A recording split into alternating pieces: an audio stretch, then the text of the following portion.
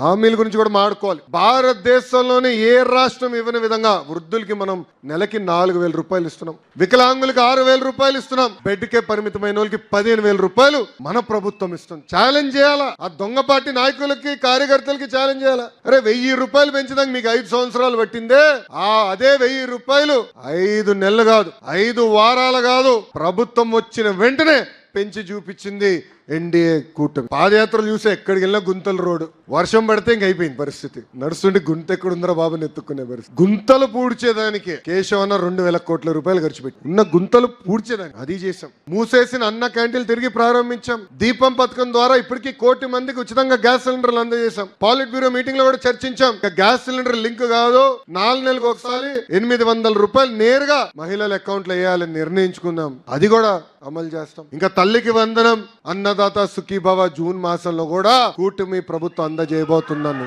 మీ అందరికీ తెలుపుతున్నాం. మనం మమేక్యం అవ్వాలి, ప్రజల దగ్గరికి వెళ్ళాలి. కుటుంబ సాధికార సారథులు కానివ్వండి, బూత్ అధ్యక్షులు కానివ్వండి, యూనిట్ అధ్యక్షులు కానివ్వండి, క్లస్టర్ అధ్యక్షులు కానివ్వండి, విలేజ్ మండల అధ్యక్షులు అందరం నెలకు ఒక్కసారి పెన్షన్ ఇచ్చేటప్పుడు వెళ్ళి మమేక్యంగా మాట్లాడి 4,000 రూపాయలు ఇస్తున్నాం, ఇబ్బందులను ఇస్తున్నాం, ఇచ్చిన మాట మనం నిలబెట్టుకున్నాం చెప్పాల్సిన బాధ్యత మనందరం